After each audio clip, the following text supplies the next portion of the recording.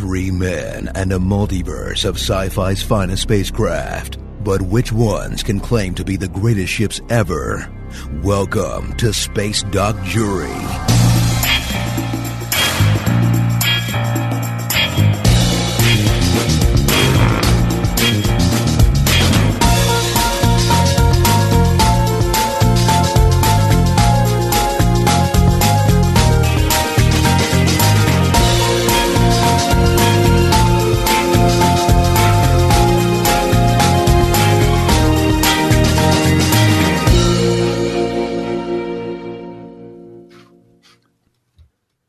Hello and welcome to Space Doc Jury. No, it's not mini, so it's a full episode, isn't it? It's a full episode. Are you sure? I have no idea. Seconds in, off the tracks. Are you sure it's not your tequila tonight? Yeah, nice. Yeah, I was going to say, what the hell's in this tea? Hello, let's start that again. Hello, welcome to Space Doc Jury, episode 41. I'm Lee, and I'm bringing the Bajorian Star Sailor light ship thingy from Deep Space Nine. I'm Peter, and I'm bringing the XB982 from Valerian. Yeah. And I'm Andy, and I'm bringing the Tempest from Mass Effect Andromeda, because apparently I hate my life. You didn't do a whole playthrough to get through to that, did you? No, because I've done one recently enough I didn't have to. Oh, all right, there you go. Fair enough.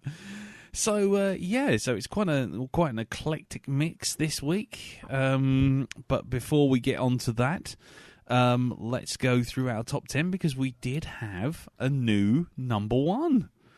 Spoilers? Oh, why are they going to listen to it now? They know the outcome. Yeah. It's interesting. You've got to learn something about showmanship there, mate. Yeah, well, actually, I think while we're talking about showmanship, someone's been at my bloody scores because I'm looking at the top 10, and the top 10 runs like this. Now, I'm just going to read this out as seen. Sight as seen. The number 10 with 64 points. We have the UNSC Spirit of Fire, aka the Lionel Richie experience, Lionel Richie ship. Right. At number 9, we have the Bullshit Pegasus with 64. At number 8, we have Andromeda Jub Ascendant at 65. At number 7, we have the Hillman Imperial Star Destroyer with 65 points. At number 6, we have the Battlestar Galactica Rarely Does Much, which I think is the Ronald D. Moore version. At number 5, with the Superstar DJ Executor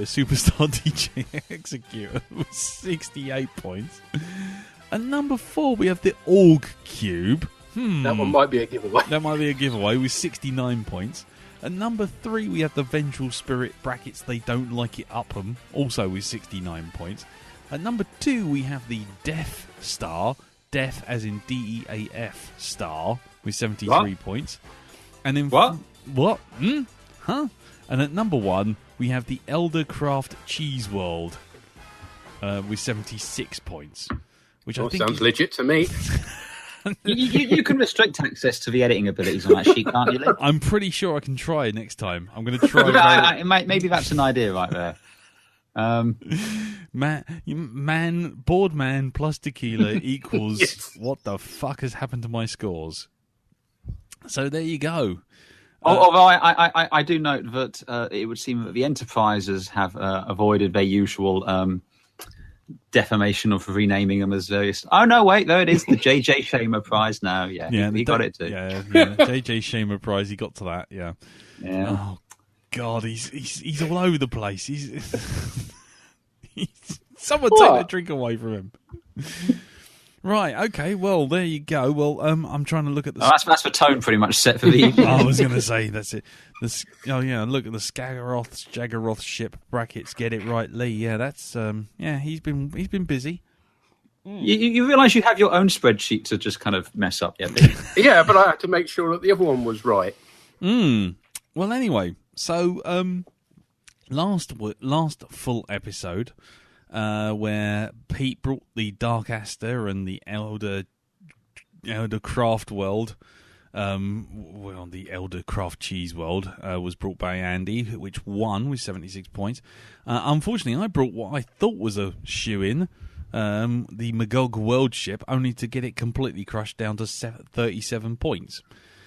Which means, I guess, I'm going first, which is a unique and interesting position for me to be in. Same here. Yeah. So we're going to start off with quite possibly one of the most ludicrous spaceships that we've brought for a while, and that's saying something. Which is the Bajorian lightship, featured in the episode Explorers of Deep Space Nine, Season 3, when Sisko gets his funky goatee, but not quite gone the full force and shaved his hair. No, he's not Chrome Dome yet, so his powers are not quite so strong. The hair was in mid-migration.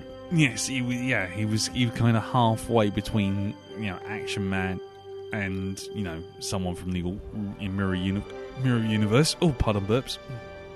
Anyway, and so we have this Bajorian lightship thing. Now, I will be honest with you, I watched half this episode. You couldn't manage the whole 40 minutes. I didn't manage the whole 40 minutes, and I went and watched the latest Rick and Morty, because I just couldn't. It's just, fuck me. Right, anyway. Especially, you do pick them, don't you? Well, it went to fucking warp, and then they couldn't work out why, and it was just like, oh my god. Right, okay. That's all I need to know. Right. Anyway, so the Bajorian lightship was an early type of Bajorian space-going vessel, partially constructed of lumber. Because wood is what you build spaceships out of. Wood is exactly what you build spaceships out of. And it utilised solar sail-powered spaceflight. So there you go. The first time it was active was in a supposed myth set around about the Earth year, the Earth 16th century, where supposedly the Bajorian early explorers, managed to sail all the way to Cardassia on this thing. Anyway, the Bajorians first travelled from Bajor to Cardassia and established an ancient contact between the two worlds. And for many years, the Cardassians disputed this claim, referring to it as the Bajorian fairy tale, because they refused to admit that Bajorians had achieved interstellar flight before they had. However, Ben Sisko and his son Jake inadvertently prove that the voyage is possible when they arrive at Cardassian space in a similar lightship. The ship was primarily made by metal welded together, wood, which was also used as part of the design, and as a result of the sails, they had to have very large surface area relative to their mass, which compared to other ship designs. Lightships were not very large, however, capable of being operated by a single individual, because steering at warp is possible, people. Just pull that rudder a bit to the left. That's it. That's it. Oh, star coming up. Turn to the right. Anyway, having more than two people in this thing would make things very, very quickly cramped. Besides one main area, at the aft of the ship was a zero-gravity toilet, which they are very big pains to point out. Anyway, several viewports enabled the crew to view space in the condition of the sails. One large viewport dominates the bow, where the measurements could be taken of the stars with a sextant, and the other two with large circular points. Can I just point out at this point that a sextant is not going to fucking work if you're flying in space? Wait. You're in a wooden sailing ship in space, and your complaint here is the navigation. Just so we're clear here. That is the part of this that you just can't accept. That's the point where I kind of checked out, I think. Okay. Just wanted to check. You've got further than I thought then. Yeah. The rigging. Never mind the fact. How does it get from the surface of Bajor to orbit? I think he constructed it. Well, you mean originally? Because he was constructed in Deep Space Nine, wasn't he? But yeah. Yes, originally. Because it's made out of wood. Oh, well, that's very kind of big catapult. But yes, yeah. I was thinking of very. That's large fine. That's fine. The house. Sextant, no sir. I will not have that. This will not stand. Exactly. I draw the line here and no further. Yeah, building it in a large tree house and just kicking it into space or climbing And the cigarette lighter was an anachronism as well. Well, obviously, yeah. Yeah, who'd be that stupid? Anyway, the command and control systems. Oh, you gotta love Star Trek wikis. They really do try. God bless them. God bless them. The rigging consisted of several systems, hand winches equipped with brakes, deploying and retracting the sails, 2 for starboard, 2 for port, and a second pair were used as spirit sails and jib. Between the winch sets was a large handlebar, which was used for trimming the spirit. In other words, the steering wheel. I think it's a sprit. Sprit. Oh, yes. Whatever. One long bar rotating at the centre to the ceiling controls all the leads to the attached ends, appearing to control the jib. An electrical system provided power for lights inside the ship and other systems such as secondary viewport shutters, while other functions it provided are unknown, except that if something went wrong with the sprits, they could be jettisoned with controlled explosions. Of course they can. Propulsion was achieved not by any system inside the ship, but rather outside. Light pressure from the Bajorian sun. Yeah. No. To be fair, that is the one thing that is actually scientifically plausible. Solar sailing is a legitimate scientific theory.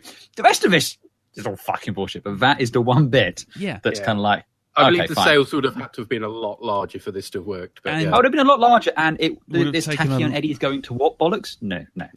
And it would have taken a fuck lot longer.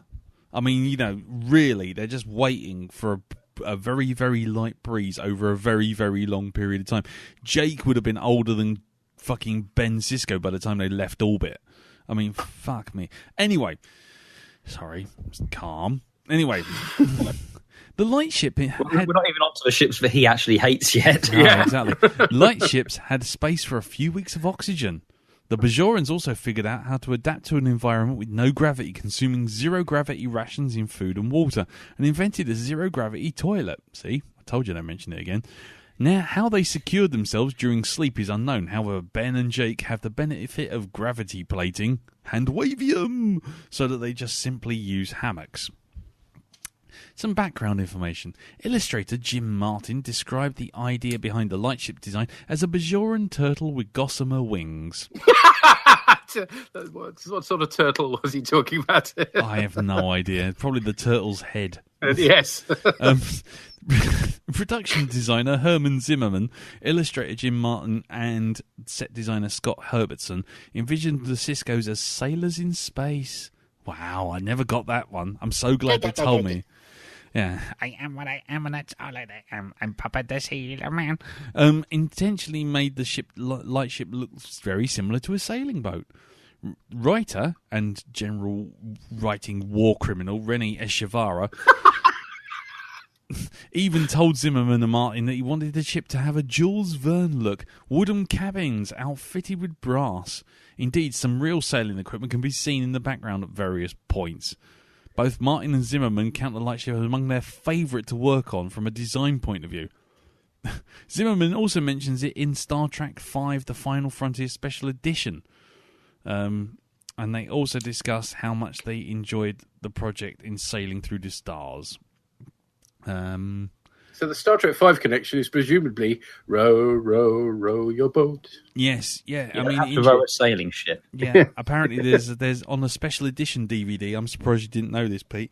Yeah. For Star Trek. That's the only bit you still got, isn't it, Lee? You still got the special edition disc. I don't know. I don't even think I've got the case. I think it's holding like some old Xbox games in it now. There's a special feature called Herman Zimmerman: A Tribute, where clearly they film him through the padded walls. Wow, I'm amazed I haven't watched this. Wait, no, I'm not.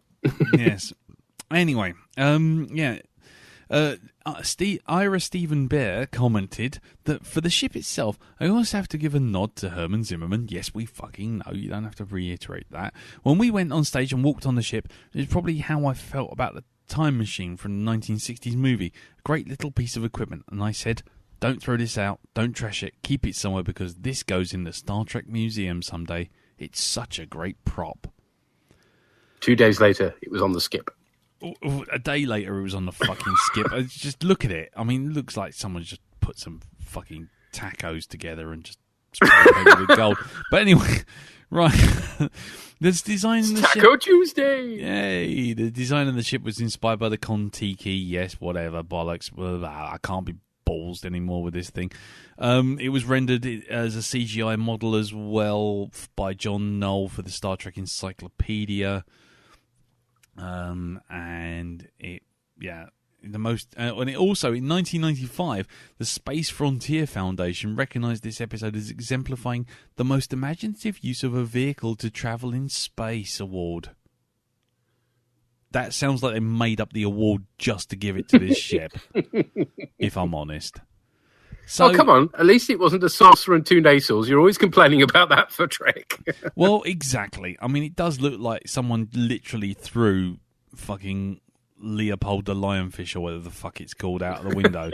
But right. Anyway, shall we rate this bugger? Woohoo. This is going to be fun. So, first off, you'd think the size would be a really easy one to do, wouldn't you? You'd think that. You'd think that. But it's not. We have absolutely no idea of this thing at all. It's big enough to fit in a cargo bay on Deep Space Nine. Which means what? I mean, cargo bays in Deep Space Nine range from 1 minute. And that's presumably with the sails tucked in. Yes. They don't. And you'd be measuring it with the sails out. I mean, it can hold one person comfortably, two people at a push. So, I mean, we can't be talking more than 100 meters for the ship itself. It's a one, isn't it? It's definitely a one, even if we couldn't work it out. Right, sublight. It just trundles. Yes, it does. Yeah, That's it does. What it starts out as, it trundles through the stars, and it's going to take a few weeks to get to Cardassia. I mean, you know, But wasn't it? It was going to take a few weeks just to get to the edge of the Denarius belt or something. That's wasn't right. It? Yeah, they were never originally going to go to Cardassia. Were Yeah, they? no, Actually, that right. was just the accident. Because, actually, that's right. Yeah, I completely forgot about that. I must have just So I mean, you're really talking one, maybe a two at most. But yeah. Yeah. It was literally trying to fly further than the moon, and that was about it, really. It does go to warp, though, which is the most ridiculous thing of a litany of ridiculous things. I mean, the fact that they're even trying to steer it with a fucking sail arm, just stupid. Yes, it is, but it still does it, so it's one. Yeah, one. Maneuverability, not maneuverable at all. I mean, when you're talking about Cisco literally just steering it, I mean, that's not pulling any spaceship that has to tack. It's not that maneuverable. Not really. Yeah. You can't go that way because it's against the solar whatever it is that's propelling them. Yeah, home. exactly. So that's a 1 or possibly even a 0 if you can't really tack and do anything other than tack against the wind. I'd say you get a 1. Just it does to an extent maneuver more than we see like the Death Star or Babylon 4. But okay, fair just enough. badly. Yes. Badly. Firepower. None. So, They got harsh language. Yeah, exactly. Active defense. Wow, it's got a firing range of wood. So that's a 0. That's a 0. Is this the first one we give a negative score for on the defensive side? I think it might be, because this thing's actually got no shields whatsoever. It's just literally just planks of wood. Well, it's effectively tin. going to be tinfoil then, isn't it? It's like It's like the ISS. ISS. So what's that, a 1? That's a 0. 0. I think tinfoil armor we put down as 0. Let's have a look. Let me get my Hold on, thingy up. scoring under the armour. Tinfoil armor is 0. 0. Yeah. Nil point. Nil point. Sailing to the bottom of the bottom of the scoreboard. Oh dear, and I didn't even crash. Special. It's got damaged. Yeah, it got damaged. Special. Nothing. I I think you've got to be very special to decide to do this. I mean, unless you want to count, It's got bunk beds. it's got bunk beds. It's got a zero gravity toilet, apparently. Yeah, I don't think that's really defense, is it? So How about this one? It could have a special since anyone it comes up against is going to die of laughter. Yeah, that's good. That's a good one. Size. So Crew size. Crew size. 1 for the crew size. Mm-hmm. But competence, and here's a controversial one. Because I know you guys love Cisco. I know you do. I mean, you just have some kind of unnatural love for Cisco that I just don't understand. Because I watched this, and after the first wing comes off, this hard-boiled, do-it-all captain that fights wars and all this kind of thing goes, I think we should just give up. And then basically sulks while his son basically tells him to get on with it. So, I mean, they do it, they manage it, but it's more luck than judgment. So, I think this is a special case where you might rate Cisco over the course of an entire series, but based on this episode, I'd give him a 3. Well, I'm of the opinion that you've got to be pretty special to decide to do this mission in the first place. So I'm actually going to agree with you on this one. Yeah, I mean, if you want to take him and say, oh well, but in the Defiant we gave it a 5 or a 4 or whatever, then that's fine. Generally, Cisco is really good. This episode, not so much. A man who willingly jumps into a wooden box to fly into space with his son, and then at the first hurdle goes, I think we should just give up. Maybe I should just call the Ganges and all this kind of thing. It's like, you tat. You complete tit. So, 3. Purely because it's Cisco, and if I wanted to give it less, you just all fight me, and I don't really want that. So, a 3 is a compromise, but I'd give him a lot lower, personally. But there you go. So, realization. Well, it's the finest tossy model that you can ever tossy model in a 4x3 frame with some blurry CGI fins. Yes, generally Deep Space Nine does model work until the later seasons, but obviously it's very hard to bring this particular sort of ship into life via model work with what the solar sails and all. Yeah, so they go for the ropiest CGI available. Yeah. It's that horrible Babylon 5 CGI where they've put a fractal map over it because they can't really. Well, actually, the sails themselves look just like Odo does when he goes into his liquid state. It's just they're just reusing that. It's really they're bad. literally just cutting it into sail shapes and just tracking it to the model. So it's not the worst thing we've ever had. So to be reasonable, I would ask for a 3. I think that's reasonable, yes. Yeah, that's fair. I know our back and forths about saucers and nacelles are legendary in these parts, but this is a nice change. This is something different. Oh yeah, I mean, I'll give it a point for cool for that, and I think that will be acknowledged that it isn't saucers, nacelles, and a strange battleship blue grey that kind of becomes yellow grey depending on what film stock they're using. Right, okay, interior. Well, it's one set. And it's not a bad set, I guess, by TV standards. I mean, clearly it's quite easy for them because it's supposed to be small, so they can, splash the budget quite easily on authentic sailing supplies, apparently, including a sextant. I hear. Yes, a sextant, which is possibly the most useless device. Also, I hear there was a zero gravity toilet in there. Yeah, we never saw that though. In fairness, that's a shitter. Yeah, so I'm actually going to ask for 4. Oh, I think that's fair enough. Yeah, can't really argue that. Cool. Just the only reason I'd knock it off a point is because it's lacking a carpet. Are you sure?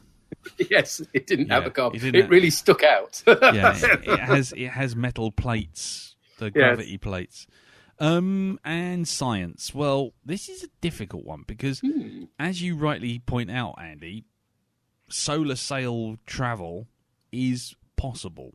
However, the size of the ship and the fact it is wood, and the fact that they're trying to fly using sextants and navigate using positional data from a non-positional source, it just... Look. Just bollocks. I was going to suggest you give it 1 based solely on the fact that solar sailing is a plausible thing. Yes. Because if it weren't for that, this would be in the negative zone. Yes. It's definitely beyond the way with the fairies. I mean, to be quite honest, I do think it is a way with the fairies in general terms. So, I mean, that's why I'm kind of confused, because one would say, obviously, the solar sails is a good, is solid science. But the rest of it is so utterly stupid.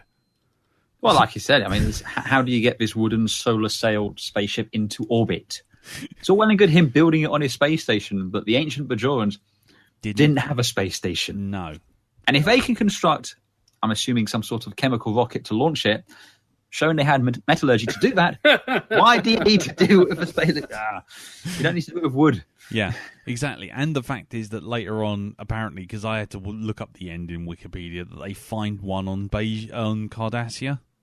Yes. Oh, right. So it's got the ability to land, has it? Well, or crash. Crash. Yes, I think it. Yeah, it's a surprise I didn't take this really. So, and one turns up later on in the series as well, with a dude who's kind of fallen through time, and it's all smashed up and falling apart around him. God Almighty! Right? Okay. I mean, so it's either 0 or 1, and I think 1, to be fair, because it does take a bit of science and runs with it. It runs crazily in the wrong direction, but it does have that core of a bit of science there that makes cool. some sense. Okay, so on to cool score. I'll let you guys go first. You got 3 points each. Pete, what are you going to give it? Well, I mean, normally I get very excited at this point. So it's Trek. I'm giving it my full 3, but really, the Solar Sailor. Of all the things to choose. Yeah. So I think a charitable 1. Okie dokie. Andy? I'll give it 1 because, as I mentioned, I like that they went and did something different. I applaud that. They did Please it very don't poorly. Yeah, it's one of those. Well, the important thing is at least you tried. Yeah, I mean that's put the crayons down. Yeah, exactly. The concept art for it actually looks pretty good in a couple of the shots. I think the problem with it is, again, that mid-90s sort of CG. Just they couldn't realize it properly. Mm. And yeah, it's the whole Tachyon eddies going to warp bollocks. Yeah, Yeah, I mean, because without any shields and without anything else, how on earth did it not just break up the instant it went to light speed? And without any inertial dampeners, how did they not just get spread as jam across the back of it? Yeah, exactly.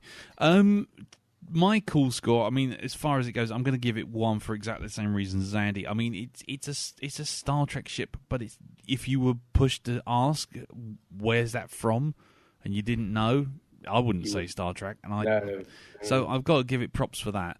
The fact that they basically ruin it by saying, oh, it's made of wood and steam and fucking jelly deals and 4 pieces of wood and a bit of balsa and some hammer and nails from B&Q. I mean, it's just like, no, shut up. It's amazing what you can do with MDF, isn't it? Yeah, exactly. Tommy Walsh nailing the fucking sails on. So I'll give it 1, which gives it a cool score of 3, which means that its grand total is a masterful 19 points. Oh, 19. nicely done. 19. Oh. You're down there with a Thunder Road, mate. Yeah, mate. I'm right there. I'm right above the or below, depending on your point of view. The USM Auriga. So there you go. So I made a good attempt at the bottom 10. I think you did at that. I did at that. You own that space, basically. Yeah, it's kind of ironic, really. But hey ho, we can just well, anyway, I was quite pleased with that. So I don't even know where in the top 10 that is. Bottom 10, sorry. Cut that out, get that down there, he says. It's 4th from bottom. Oh, yes, it is. Look at that. 4th in the bottom 4. Whew, look at me. So there you go. So that was the Bajorian lightship. We shall never see its like again. Thank fuck. So, right, now we're off to a fairly inauspicious start. Let's continue the downward spiral. Wait, I'm bringing in the quality this week for a change. Did it crash? No, actually. Okie dokie. Right, well, in which case, let's move over to you then, Pete, and your XBFG jibbly wobbly bandit bum spaceship from Valerian. Yeah.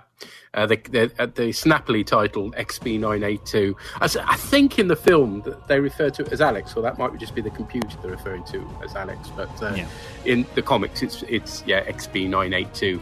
And I'm going to kind of combine the comics and the film for this because obviously there's only the one film, and to be honest, he's not in it as much as you would like. And B, the comics, I've only got the first 3 books so far, so and it only appears in the third one. So I've got limited information to go by. So I'm quite happy to be stood corrected, as and when I read some more of this. But we shall see. Okay. So what you're saying is we should just grey the entire thing out right now? Probably. Yes. Just paint it grey. Right. So yes, Valerian. So Valerian, our hero, starts off with the XP27 in the comics, which is a laughable little capsule that looks like it should be sitting outside a supermarket, activated by 50p pieces. It's more of a teleporter than a spacecraft, capable of jumping several thousand light years instantly. That's time travel for you. Mm-hmm. But by the third book, thankfully, we've got the XB982, which looks just like it does in the film, so it's clearly what they based it on. Mm-hmm. It looks rather like the Millennium Falcon would if it was ribbed for your pleasure. Nice. But to be fair, this predates the Falcon by a decade, so who's copying who? I have no idea. Well, if you speak to anyone who's French, everything is copying Valerian. If you're speaking to hipsters, or Asterix, one of the two. I was going to say, and if you're speaking to hipsters who've never heard of Valerian until like the film came out, they'll agree with you as well. Yeah. Of course, still worth pointing out, Millennium Falcon is originally going to look like an eagle, so yeah. That's just, Yes. Or a blockade runner, yeah. Hey-ho. Valerian himself is from the 28th century, and he's assisted by fellow agent Laurelin. They are spatio-temporal agents based from Earth, but roaming space and time wherever they're needed. And the comic, it has to be said, has a sort of a tinted feel to it, particularly with the colouring and the layouts. Perhaps it's a Gallic thing, I don't know. But particularly the first book is where the art's a lot more primitive. Actually, that's more towards Asterix, to be honest. It was a bit like, this isn't all going to be like this, is it? Bluminek.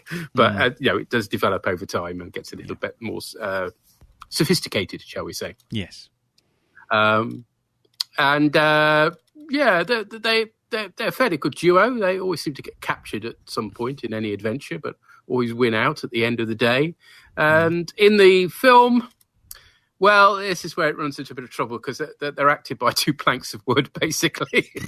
So it's very hard to jump to any great conclusion. I mean, they look very fine. I think, as ever with the director, it's all about the look, isn't it, and not the sense of the plot or the passableness of the acting. And where it falls down compared to Fifth Element, it doesn't have a really OTT performance in it either, whereas Fifth Element was just full of them, so that doesn't get you through either. So it's not necessarily a film I'd recommend beyond the fact that it does look incredibly pretty. I was just sitting there going, ooh, ee. Out of interest, what pie were you eating?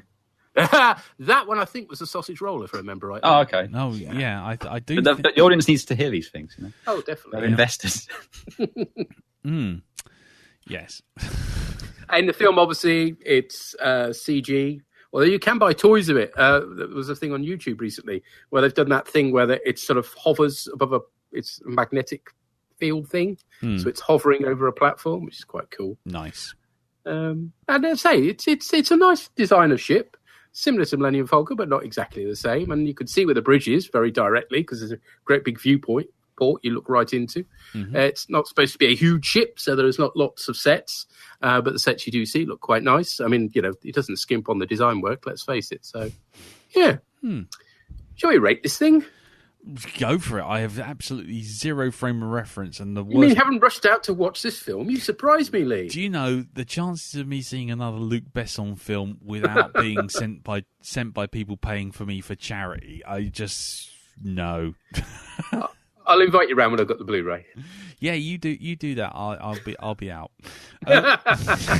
Lee, doesn't it smell like chloroform to you? Ain't going to know Luc Besson film. Yeah, just wake up in a bloody basement, dripping with water and a big TV at one end, and my eyes held open. It's the Ludvigo machine from Clockwork Orange. Yeah. Yeah. Anyway, go on in. So size is pretty much unknown, and it's clearly not that big, so let's give that a 1.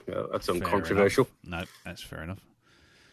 Yep. Speed is clearly very hard to tell from a comic. Ooh, some lines coming out the back. It must be going fast. And in the movie, she's fast, but there's no way of measuring how fast, as she's mostly, unfortunately, travelling within the titular city of 1,000 planets, so not across space, which would have been rather helpful. So yet again, I've chosen a ship that doesn't really particularly go into space. Nice. Yay, go me. Well, it does a bit, actually, but not as much as you'd expect. So I think another 1 there. Fair enough. There you go. But FTL, of course. Mm-hmm. She can time travel, so that's a 6. Oh, my God. Time travel? Time travel. Does it in the film, does in the comic book. Oh, for goodness sake. So that's a 6. Oh, my word. There's one particular battle near the end of the 3rd volume where she actually time travels within the battle in order to disappear out of the way of blasts and appear and shoot the person who's just fired at them. It's a really wonderful concept of how to use time travel when you're fighting. Nice. Okay, fair enough. Maneuverability-wise, again, you can't really tell from the comics so much, but on the film, she zips around the screen in and out of various obstructions in the city. So I think at least a 4 for that. I was going to say, I've seen the trailers with it whizzing about, so I have gone that far. Though I did have to have the music down because I can't take weird Gallic versions of famous music. Right, so I mean, if it's a Millennium Falcon-ish thing, isn't it? So I guess 4 is about right. So, yep. Cool. Firepower. Yeah. Now, in the film, she's armed with guns, as in it seems to shoot bullets, and missiles, but we've no idea how explosive they are. In the comic, she takes out ships of a similar size with ease with her molecular missiles, whatever the hell they are. Rockets. Yeah, basically. So I think we're probably looking at a 2. Okay, that sounds fair enough. Fair enough. And so we're on to defence. Yeah, I'm not aware of any active defence thus far. Okie dokie. And passive, we don't really know. I mean, it comes under a bit of fire, but we don't know how powerful the people are that are firing at us. So, and the fact that she can sort of dodge out the way of any firepower anyway means that you don't really test it. So, 1, I guess. Okay, fine. Anytime you want to step in, Andy. If I feel it, you seem to be doing a good job about me. Okay, that's fine. Okay. Special. She has a cloaking device in the comics. Okie dokie. What about time travel? Does that count as a special defense? Yeah. Do we double dip with this? I don't know. We tend to avoid double dipping. Yeah, no, that's fair enough. It's just something that just occurred to me for just then. I mean, clearly it is used defensively in this, and as much as if she jumps out of the way of blasts from other ships, but if it's double dipping, it's double dipping. So yeah, I was going to say we have given it a point to recognise its time traveliness. Exactly. Yeah. So fair yes, our FTL scale only goes 1 to 5. We've given it 6. Yeah. We already broke things slightly, didn't we? So okay. The ship's computer, however, is capable of controlling remotely, which comes in handy.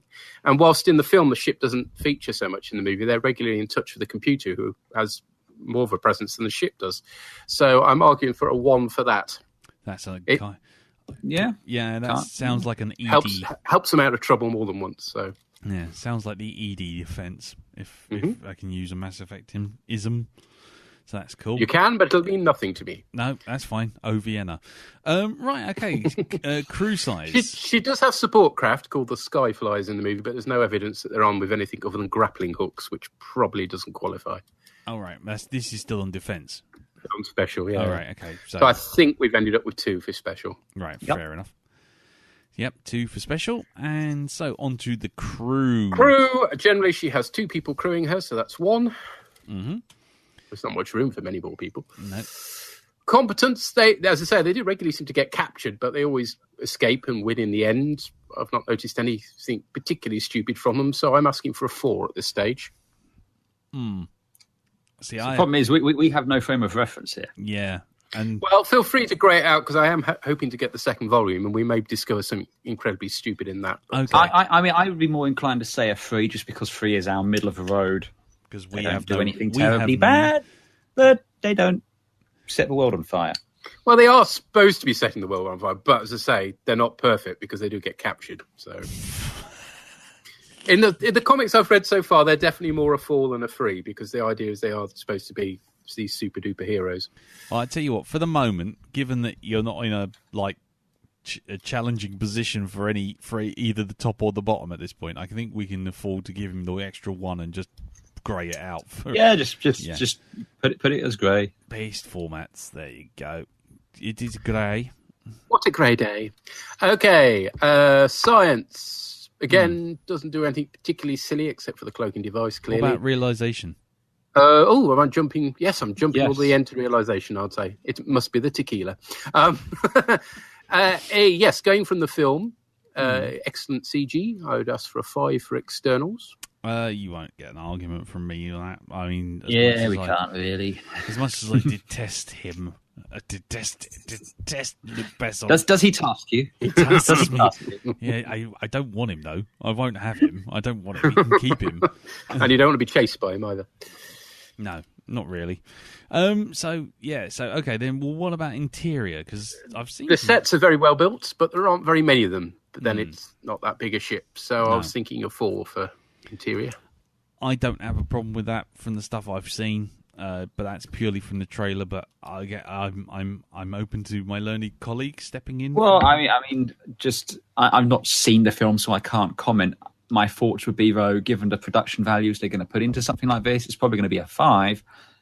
But until I've seen it, I can't say either way. So if you're saying 4, then fine. Okay. Well, what we'll do is we'll grade that out for a possible 5. Okay, that's cool. And into science again. Yes, it's a time warp effect. Yeah. Yes, I was thinking mid-range for this 3. What you mean the time machine with the cloaking device? There is the time travel aspect, isn't it? That tends to harm science. A little bit. Yes. ever so totally. Yeah, the wibbly wobbly timey wimey effect equals. Yeah.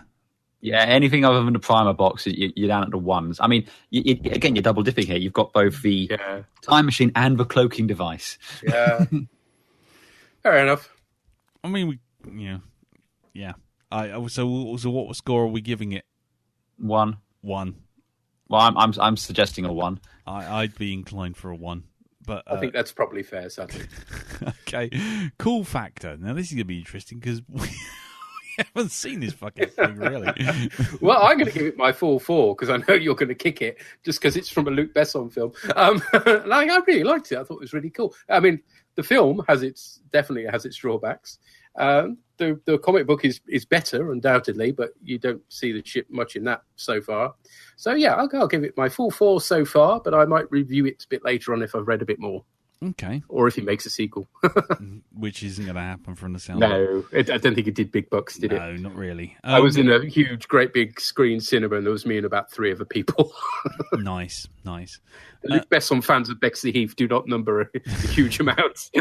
Yeah. No, not many fans of foreign French science fiction. Strangely not in Bexley Heath. Bizarre. It's such a multicultural place as well. Yeah. Okay, what about you then, Andy? I mean, I know we've got no frame of reference, so to speak. Well, based solely on what I can see from the trailers and, just some images from the comics and everything like that, I'm literally torn between a 1 and a 2. I mean, I'd love to give it 1.5 because it's kind of right in between. Because, as we've said, it's very clearly influenced things like the Ebon Hawk and the Millennium Falcon and stuff like that. So it has impact there. Mm. But I having not seen it, I can't really speak to anything. So I'm gonna. It has a very sexy landing ramp, if that helps persuade you. No, funnily enough, it doesn't. I'll go with 1, but I will reserve the right to change that after I have seen the film or read the comics. Or both.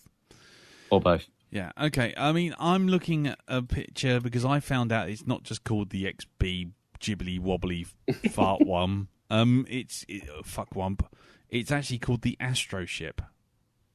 Well, that's hugely original, isn't it? Yeah, I know, but the thing is, if you Google Astroship, you get more pictures. Right. You get more images. Which I have just done. Haha. Yeah, so there's one right at the very beginning of that search, Google search, with all the engines up the back and everything. Yeah, that's cool. And it does remind me of the Ebon Hawk I've got to be honest with you. But that's... And of course, somebody's made it out of Lego, bless them. Of course, but of course. It almost looks like something out of like a Voyage to the Bottom of the Sea. Yes, it does. It also looks like something from Chris Voss for the Terran Trade Authority book. Yeah. Spacecraft. So tell me, why when you Google Astroship, do you get a picture of Robin vomiting? I think it's probably the reaction to the film. If I'm honest. If I'm just gonna make a sort of out there kind of assumption. I mean, it looks okay. I don't know what else to say about it. I mean, I don't think it's a 1 because it does look quite well done.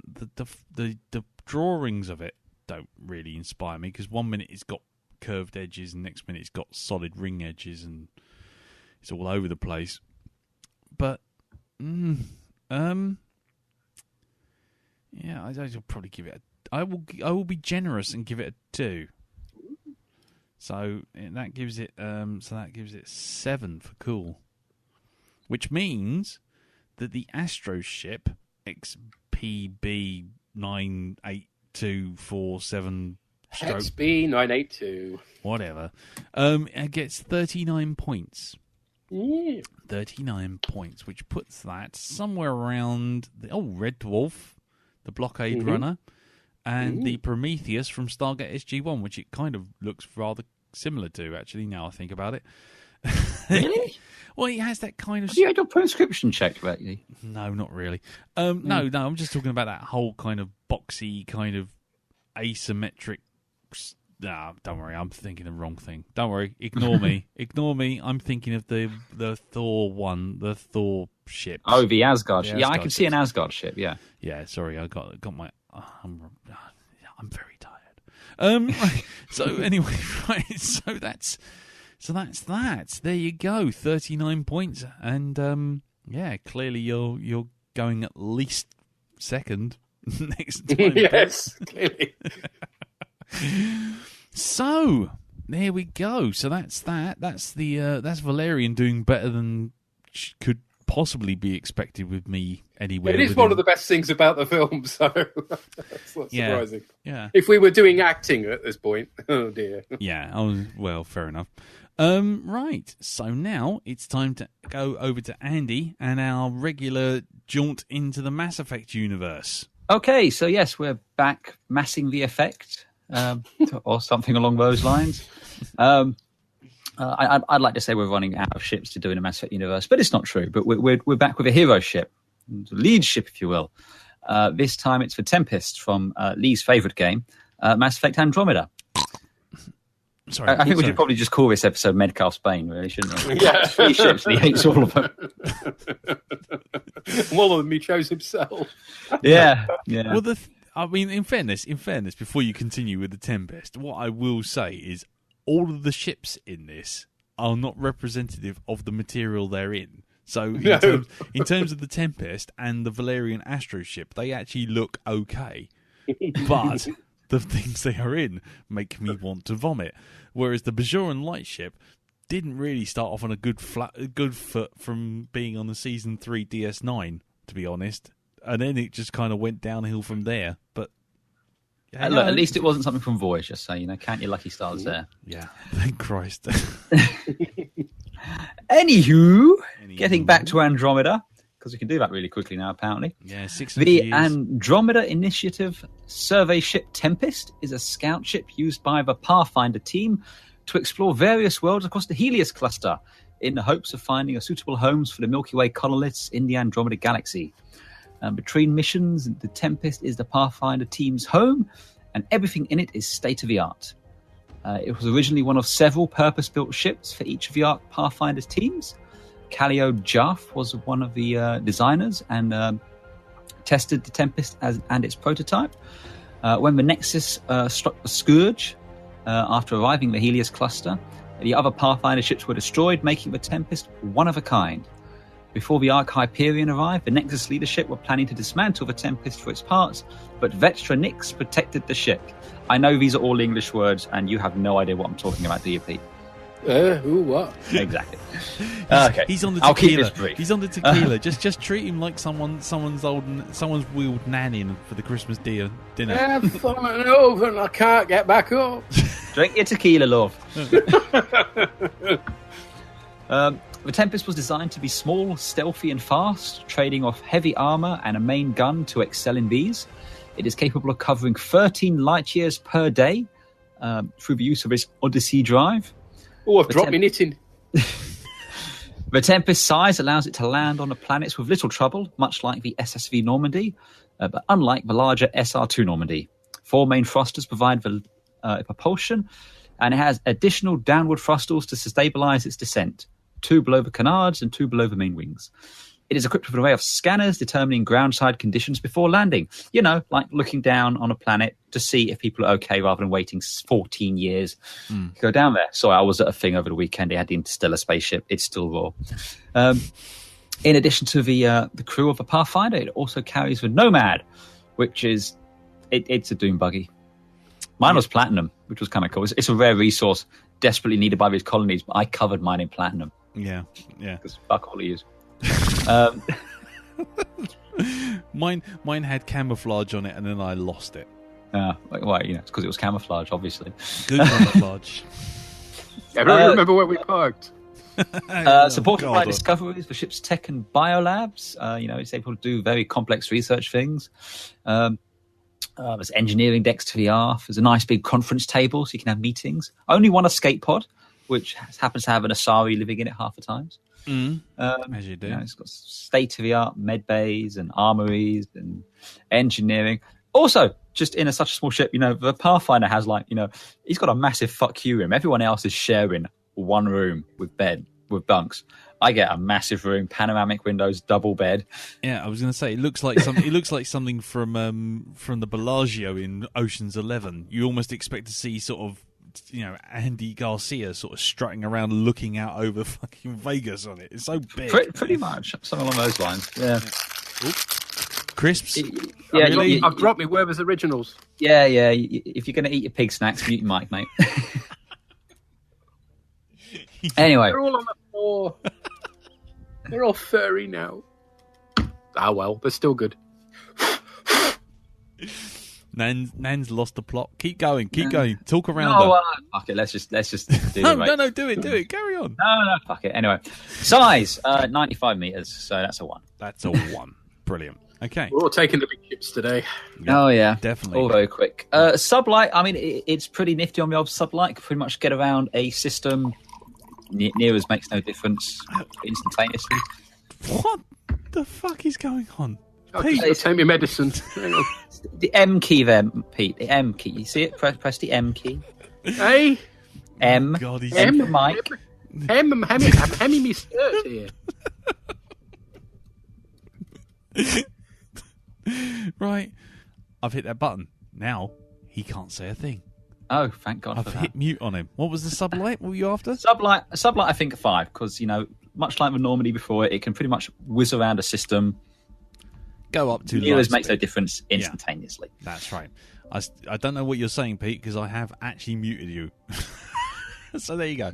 Communicate to us. It's nice and peaceful now. Oh look, no, he's doing the webcam.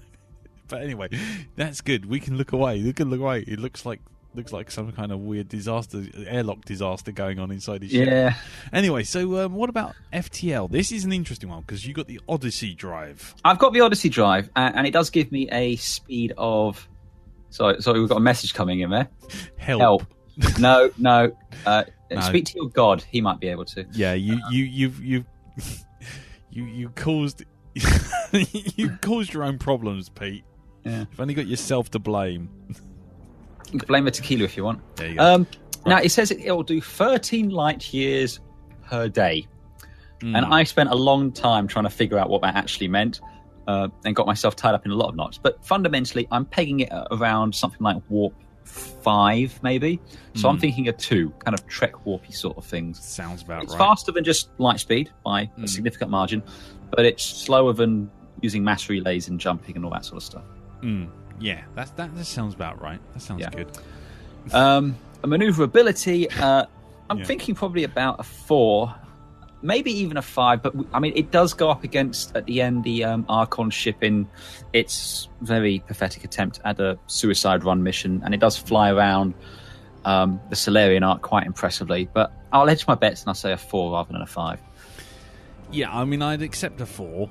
I don't think about... I mean, the only thing I suddenly thought 5 was doable was leaving the Scourge at the beginning, when they kind of whizzed through that whole thing and it's on fire.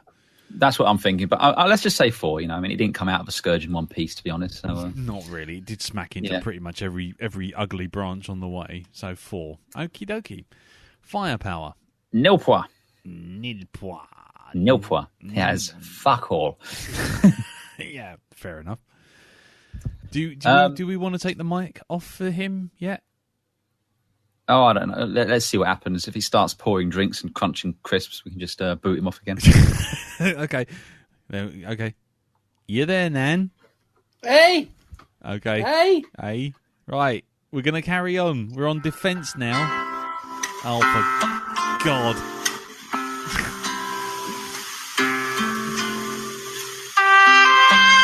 Fuck's sake. Okay, he's off. Yeah. I just muted him on mine as well. Yeah, we'll leave him on the summer one. We'll check back with Peter once we get to the cool factor.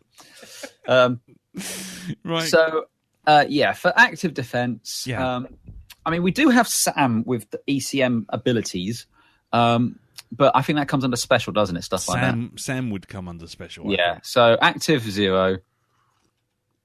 Fair enough. For passive, it does have armor. It just doesn't have heavy armor. So I think we're probably talking a 2 or a 3. It's hard to tell. What's 3 again? Let me have a look. 3 is like trick shields or shit shields. No, I'd say 2. It's heavy armor. Well, not heavy armor, but 2-ish sort of thing. Right. Okay. So 2-ish. I think 2's fair because it does take a bit of whacking.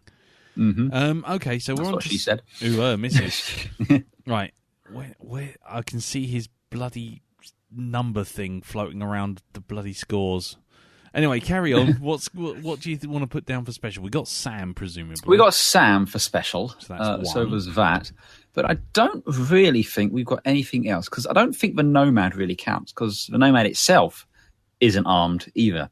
So that's not really doing me anything. Actually, I mean, I do have an onboard murder grandpa. Does he count for anything? Not really. He might help your competence somewhat, but that's about it. One thing I was going to say, which we missed out, and I'm just going to take the mute. I'm going to unmute Grandad for a second. Okay. Because he needs to hear this. Okay. Oh, for God's sakes. No, we're not doing that.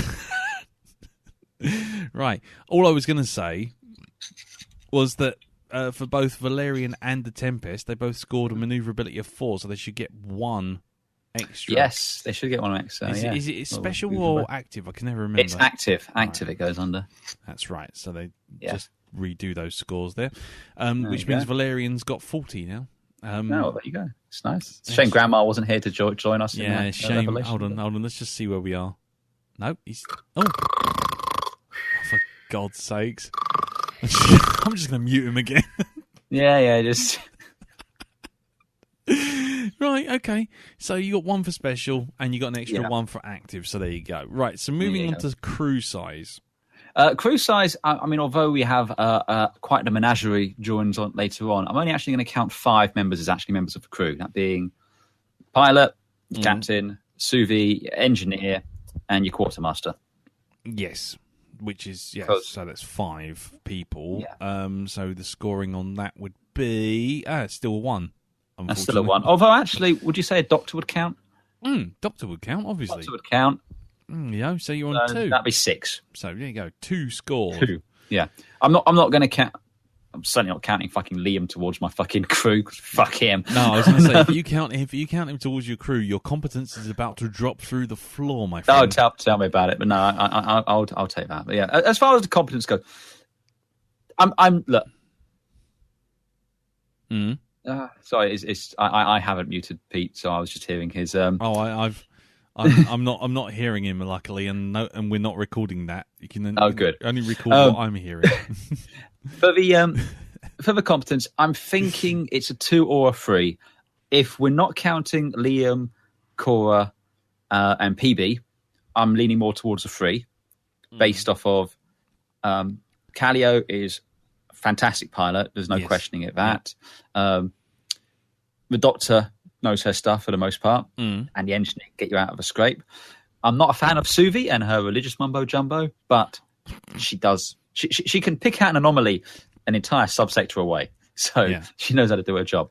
If I'm including everyone else, though, it goes down to a 2 because fuck Liam and fucking right in the ear.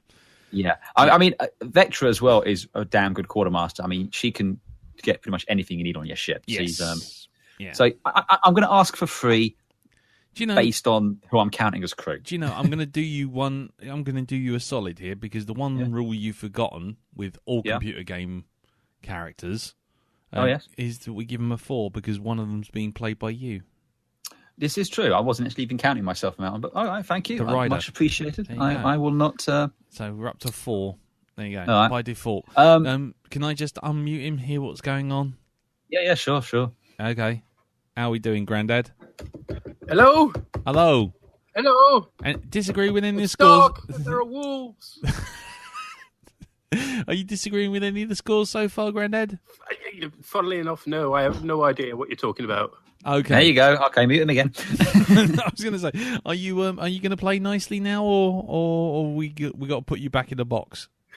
Not the box. Got it again. Excellent. Let's move on then. We're leaving you unmuted, but this is because we're into a score where you obviously usually get a little feisty.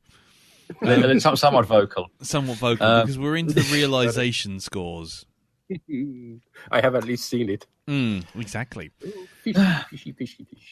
So okay, I'm asking, fully expecting to get the slap down, but I'm going to ask for a 5 on the exterior realization because I really like how well the ship is realized. I think it makes a lot of sense in terms of the engines, where they're all placed, and I think it looks pretty damn cool.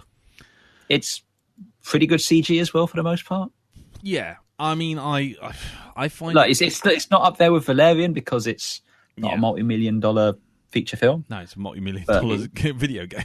Yeah, but still, I mean, I'm going around there. Yeah. So I'm asking for 5, but I'm not married to it. I would only say a 4 because it doesn't look good all the time. It kind of varies in places. I mean, I think in the opening trailers when you first saw it, I was like, "Boing! Somebody get me some bromide because I'm never going to be able to stand up from this table." It's like, put bromide in Grandad's tea. It's like that's it was fucking lovely. I think it looks gorgeous, and for a lot of the time, it is definitely a 5. On occasions, when it was on the planet, it's a 4 because it doesn't fit. You get a sense of scale goes a bit wonky. Now I don't know whether I hit that with the interior or with the exterior, but I can't work out. One of them's going to take a punch. In fact, I'd be happy with 5, to be honest. I'm 5. Don't worry. I'm talking myself around in circles. Pete, dare we ask? Well, it does look better than the prawn did. In terms of looking like a real thing, if you see what I mean, because I guess computer graphics have come on a way since the Mass Effect. Yes. So I can't fault it on that. It does look pretty much as solid as a model, to be honest. Okay. I can't say I'm a fan of the design, to say the least, but that'll be what it's supposed to be. It's a credible realization of it. Well, there you go. So, 4 or a 5. It doesn't. Yeah, I'd probably say 4, but that's just me. but you're not going to argue if a 5 appears. So that's. Oh my word! I'm feeling. It's all right. It's the pills are starting to take effect. I was going to say, fucking hell! I can feel my toes again. He's let me back in. I don't feel cold anymore.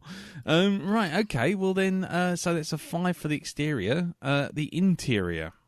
I was going to ask for 4 for the interior. I think the sets and the locations, for the most part, are very well done and well realised in terms of spaces and all that. But you do get a bit of a disconnect in terms of the scale. as you alluded to a bit earlier. Yeah. More so, in my opinion, than you did in the Normandy. Yes. I think because you can actually walk on top of the Tempest, which kind of messes them up. Also, there's instances where they seem to do a very poor allocation of space with the aforementioned Pathfinder's cabin, which is, like I said, it's almost like, one of the first class cabins off of Passengers, whereas everyone else is sharing Chris Pratt's cabin from the beginning. It's like, it's like, screw you guys. I got the double bed. Yeah. I've got the big view windows. I've got sound system, and you guys are all sharing bunk. You're hot bunking, literally. Yeah. I mean, I don't know if Pete wants to Google this up, but the one bit I was going to say that really throws the scale out for me is actually where the was it Nomad is stored. Where you got the bridge as well, to be honest, because the bridge is you've got the seats and everything of the consoles up by the map, which is kind of the way that's all done is very cool. But you've got so much space behind it. Yeah, it's just like they forgot to install a bunch of chairs or something. It's just huge. Yeah. So that's why I'm saying what's very. It's got a nice kitchen though. Lovely kitchen. Has a lovely kitchen. You often find and everything. What's there is very well realised. It's just there's design choices that make me go, really? Yeah. Plus, the doors are almost as slow as the elevators were on the Citadel. Yes. Yeah, in fact, yeah, definitely. But yeah, like I say, the only thing that really threw me is the fact that you drive the Nomad up the ramp and it doesn't fit through the doors. Yet, remarkably, when you're inside the ship, the Nomad's actually there with loads of room. It's there with like this massive garage, and it's like, okay, so the ship is actually either 1,000 feet wider or it's 1,000 feet shorter. But someone tell me what size is the right size on this thing. So yeah, a 4. I mean, it does look gorgeous, but yeah, it don't fit. It don't fit at all. Right. Science. Wins. Well, a bit of a weird one on science. Obviously, things like FTL and artificial gravity are always big. They're kind of just taken as read for the most part of science fiction. But it doesn't have galaxy-destroying guns or anything like that. I mean, I'm probably going to peg it around a 3. It doesn't do anything particularly outrageous. No, I mean, it just... Yeah, I mean...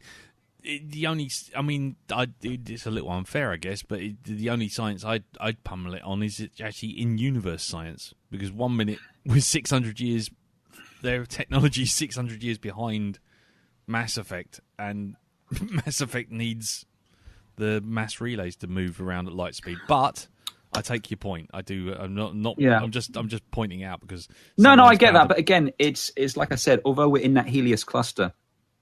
And doing an FTL. Like I said, it's not really... It's really the equivalent of, in the old galaxy map on Mass Effects 1 through 3. You're kind of just dancing around the Sol system and maybe the stars closest to that. You don't really get anywhere near the sort of range that we were getting in the previous game. So no, that's a fair point. I take your point, but it's, Yeah, fair enough. Oh, God, we're getting pictures of fucking Super Grand coming through now. Right, okay, cool. So 3, I mean, yeah, it's not a fight I'm willing to have, to be honest. It is what it is, isn't it? It's just it has to be said, when it's on the ground, they've chosen a bizarre place for the sort of the landing feet, haven't they? It looks like it's just going to topple over at the front. Well, actually, it makes a bit more sense because all of the engine stuff and so all the weight Odyssey drive, back. But I mean, even Concorde had a wheel at the front. You kind of expect something. Yeah, it would be really long then, wouldn't it? Because of the way it sticks up. But Concorde also had a very tiny wheel at the very back because it was tail heavy. So on takeoff, it would. I hate to bring this up as well, and this may not necessarily count as a win for it, but. The one time that you see a Federation starship land, aka the Voyager, how front heavy is that? Yeah, that just looks pathetic. Doesn't it? And again, that's on teeny tiny little legs. So I mean, as far as science fiction conceits are concerned, I don't think that's a particularly big deal, to be honest. I mean, I understand what you're saying, because it does look like it would. It's like It's like when I overextend my mic stand and it'll kind of just plop over. But it's the ship itself. I think it's fine, and the other thing is also you got those little glowing blue strips that are on the sides, which are either thrusters or anti-gravity units, whichever way you want to wing it. It never has really some sort of engines there, so never really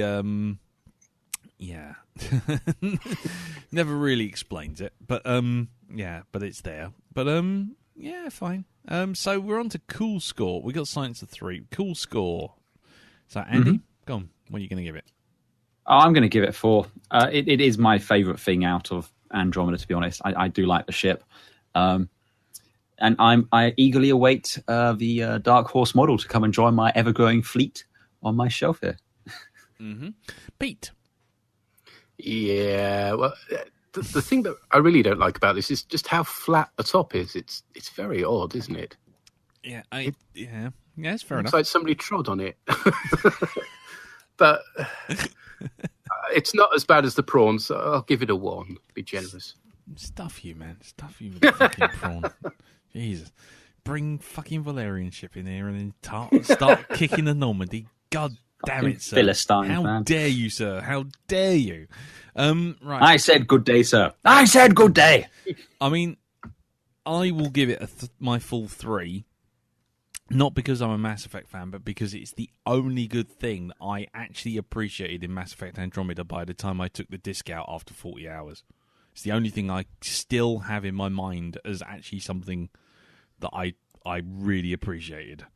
So you too might have a model next to your Normandy at some point. Goes without saying.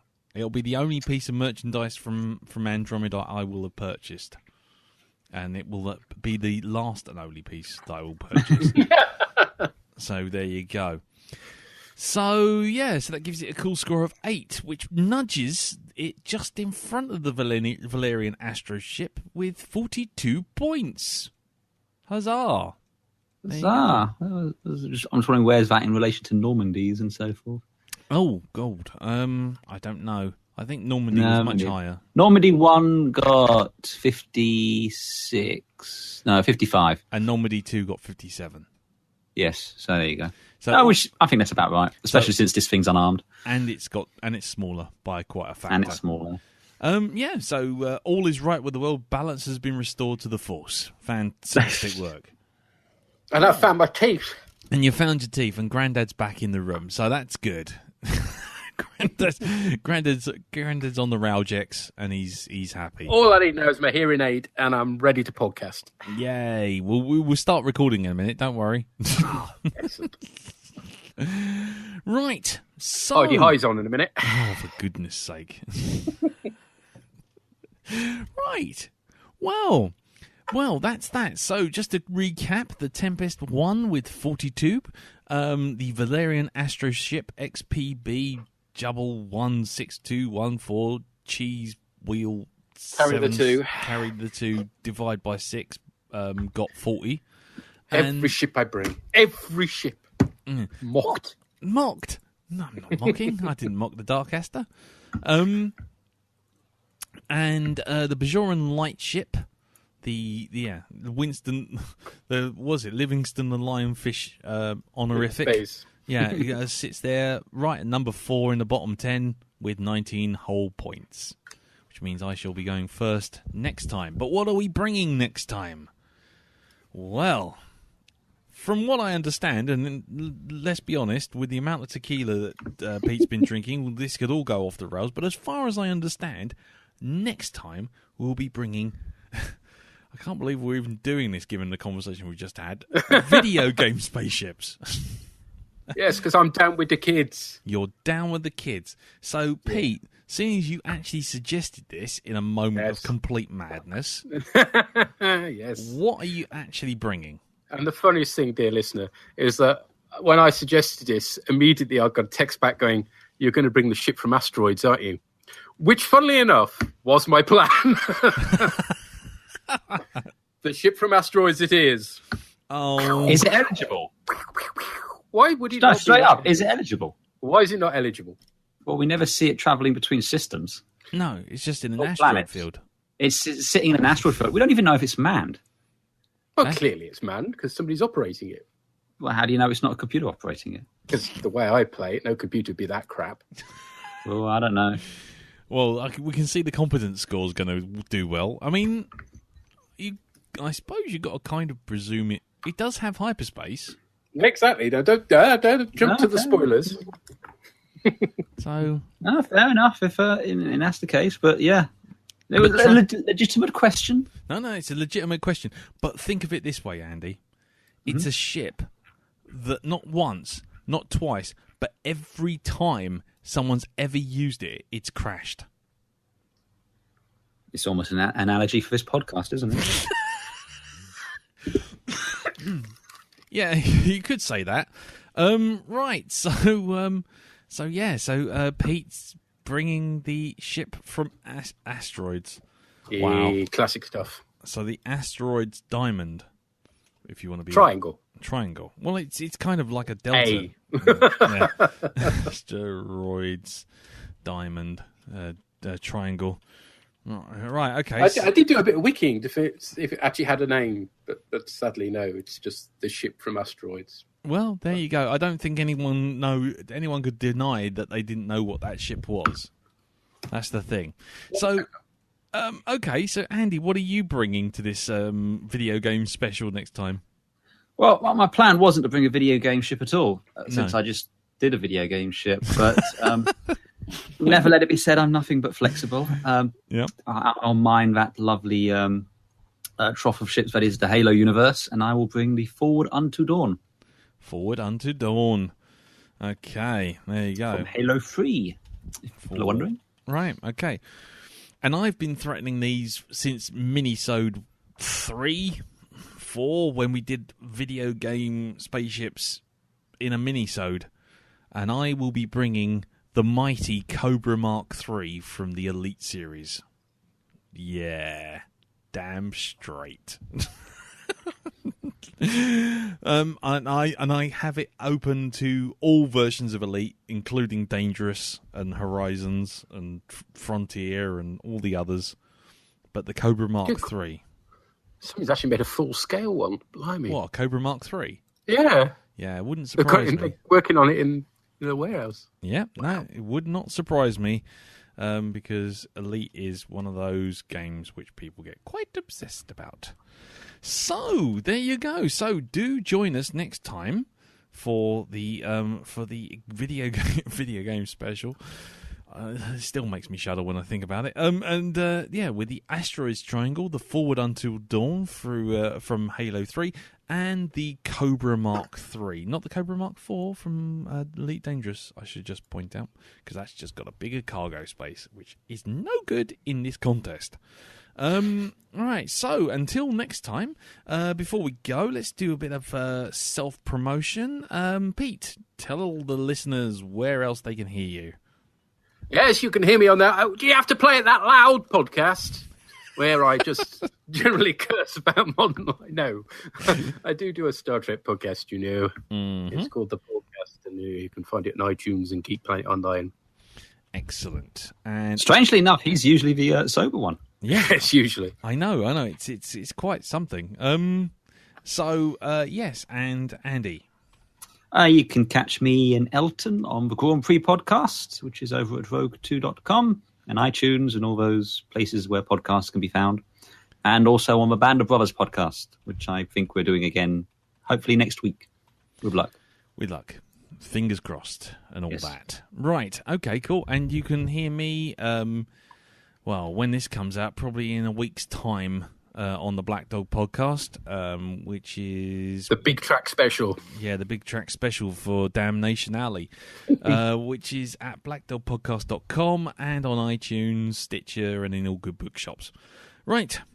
So, and you can join us all on the Facebook group, which is facebook.com/groups/SpaceDogJury, or you can confuse the hell out of one of us by thinking that we're someone else by talking to us on the Twitter, which is at SpaceDogJury. And if just a little clue, if it's me typing, I usually put a little square bracket with an LM in it, just so you know it's me. So you know not to carry on talking about Fifth Element without me trying to psychically kill or you. talk about Fifth Element even more. Yeah, exactly. Psychically kill you down the line. So, right. Until next time, thank you very much for listening. And once again, congratulations, Andy, 42 points. And commiserations me with the lionfish. So we'll see you all for Asteroids, Halo 3 and Elite. Until then, take care. Tatty bye. Hey, where's me frog pills? I really should go.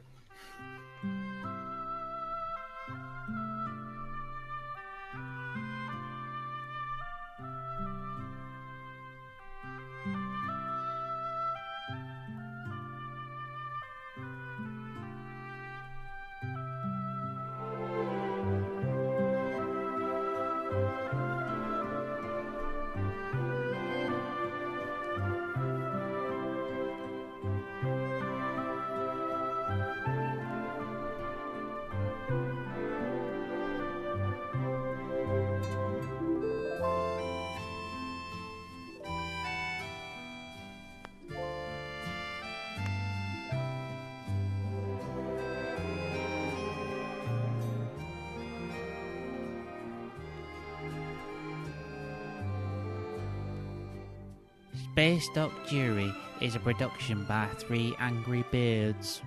It was so much better in my day.